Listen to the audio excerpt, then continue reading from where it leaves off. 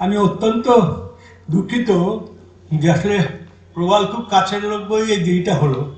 আমি গিয়েছিলাম চোরবাগানে, মানে সে আজকাল নানা রকম কাজ করতে হয়, তার মধ্যে একটা হচ্ছে এই পুজো উপলক্ষে কিছু।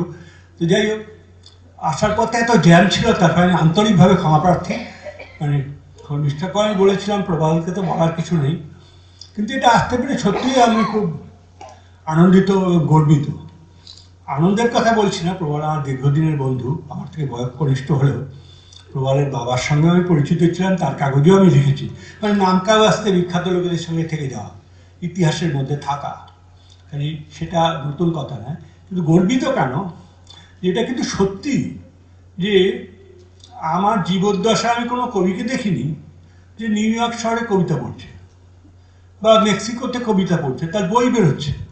এগুলো আমাদের প্রবাল বলে এগুলো নিয়ে কথা হচ্ছে না, কিন্তু এর থেকে বেশি মিডিয়া লাঞ্ছিত কবি, এটা আমি নিন্দার্থে বলছি না, প্রশংসার্থেই বলছি। প্রবালেরই গৌরব, আমাদের সকলেরই গৌরব। কারণ বাংলা ভাষার প্রচার এবং প্রসার যদি হয় এই মুহূর্তে, তাহলে আমাদের থেকে লাভবান কে হতে পারে? আমি নিতে পারি না, প্রবাল গেছে, তাই প্রবালকে আমি ঈর্ষার সঙ্গেই কত তাচ্ছিল্য করছি না। আমি লাঞ্ছিত বলতে যে বাংলাটা বাঙালিরা বোঝে আজকাল তা না। যেমন অশোকস্তম্ভ লাঞ্ছিত পতাকা, এখানে লাঞ্ছিত মানে যুক্ত অর্থে। এই যে গৌরব লাঞ্ছিত প্রবাল, তাতে হচ্ছে কি যে সত্যি বাংলা কবিতা হচ্ছে কবিতা, এবং তারও যে প্রচার এবং প্রসার আছে।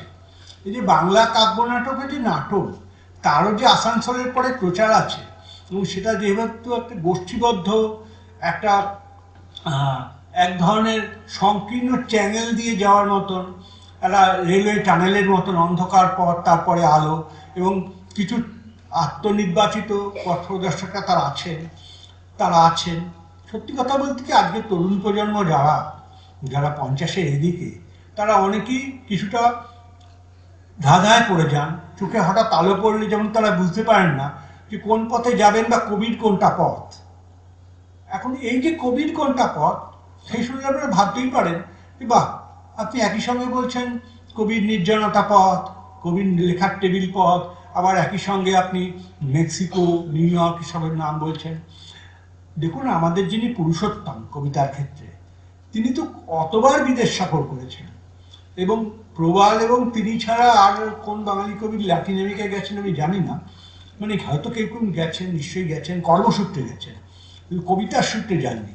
আমি মানে রবীন্দ্রনাথের সঙ্গে প্রবালকে গ্রন্থিভুক্ত করতে চাইছি না, কিন্তু এটা আমাদের সময়ের গৌরব যে প্রবাল গেছে, এবং এটা আমাদের সময়ের গৌরব যে প্রবাল যাপন চিত্রের মতন একটা পত্রিকা করেন।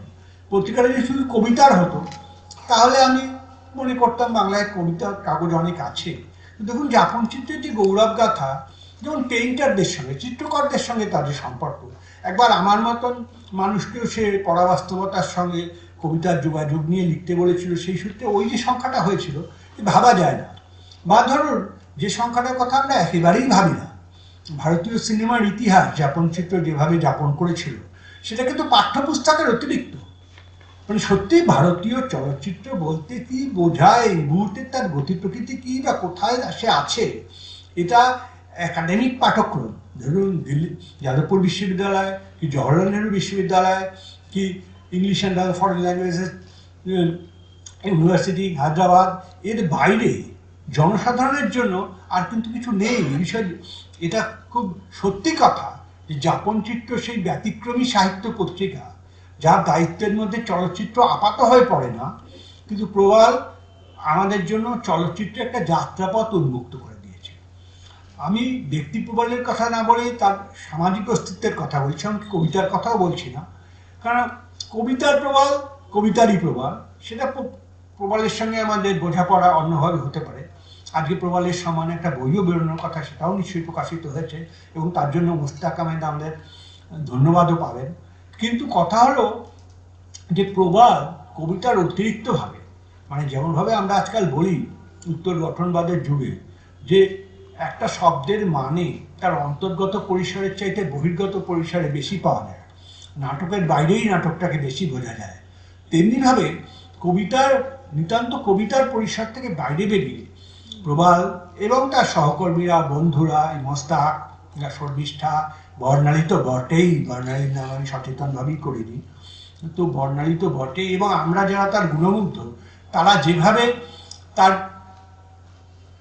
প্রতিক্রিয়া দেখছি, তার গতিপথ দেখছি, তাতে আমার মনে হয় বাংলা কাগজের নেহাত লিটল ম্যাগাজিনের বদলে একটা বৃহৎ পরিসরে ভাবনা করার সুযোগ সে এবং তার বন্ধুরা আমাদের দিচ্ছে। অবশ্যই এই বলল প্রবাল নিজেকে যতই গোপন করে রাখুক, এর সেন্ট্রাল নার্ভাস সিস্টেম প্রবাল কুমার বসু, এবং এই প্রবাল যে এই ধরনের চিন্তা করছে, এই ধরনের ভাবনা করছে, বা প্রবালকে নিয়ে আমরা যে এই ধরনের ভাবনা ভাবতে পারছি, এটা গৌরব মুহূর্তের কথা। এটা জীবনানন্দ দাশের ভাষায় খুব যদি প্রধানভাবে একটা বক্তৃতা দিতাম যে প্রতিটি ব্যক্তি 60 বসন্তের তরে আছে আছে আছে এই বোধের ভিতরে, এমনিভাবে কবিতার সভায় সেই বক্তৃতা দিলেই আমার নিরাপদ ছিল, কারণ আমি প্রবাল কবি, তার 2-4টে লাইন আমার গাড়িতেই আছে, সেগুলো বলে দিয়ে আপাততভাবে রেহাই পেতে পারতাম। কিন্তু আমি সেটা বলছি না।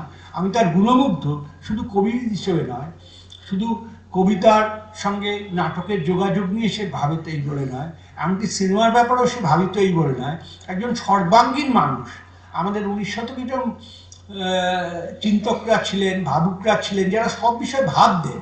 সবাই রবীন্দ্রনাথ হয়েছেন এমন না, সবাই বঙ্কিমচন্দ্রও হননি, কিন্তু এই ভাবতে দোষ কি? এই ভাবনার পরিসরটা ওয়াইড অ্যাঙ্গেলে প্যানোরামিক ফ্রেমে ভাবতে দোষ কি? কিন্তু আমরা যেভাবে আজকাল ছোট ছোট কলোনি গড়ে তুলছি, উদ্বাস্তু কলোনির মতন করে, তার বিপক্ষে প্রবাল যে দাঁড়িয়ে আছেন এবং তিনি যে আমাদের মতন কাউকে কেউ উদ্দীপ্ত করেন কোনো কোনো সময়, এটা আমাদের গৌরব গাথা। সেইটুকু স্মরণ করার জন্য, অন্য কিছু না। আমার দেরি হওয়ার জন্য আমি খুব দুঃখিত এবং লজ্জিত এবং অনুতপ্ত, কারণ কাজ নিশ্চয়ই সবারই ছিল, এই ঘরে যারা উপস্থিত আছেন প্রত্যেকেরই ছিল, আমার একার না। কিন্তু আমি অযথা ঝুঁকি নিয়ে উত্তর কলকাতায় চলে গিয়ে চিতপুরের মধ্য থেকে বেরোতে পারছিলাম না। এটা আপনারা দয়া করে আমাকে মার্জনা করবেন। আমি প্রবালের দীর্ঘ জীবন কামনা করি, কিন্তু দীর্ঘ জীবনটা বড় কথা না, দীর্ঘ সৃষ্টিশীল জীবন। এবং তার সৃষ্টি যেহেতু আমাদেরও, বারবারই বলছি, যে প্রভাব বিস্তার করে, ফ্রেমের বাইরে এসে আমাদের কাউকে কেউ উদ্দীপ্ত করে, বা অনেক সময় মনে হয় যে এইরকম তো ভাবা যেতে পারে। এরকম ভাবানোর জন্য এরকম বন্ধু কজন পায়, আমি পেয়েছি, তার জন্য প্রবালকেই যথেষ্ট ধন্যবাদ, আপনাদেরকে বটেই।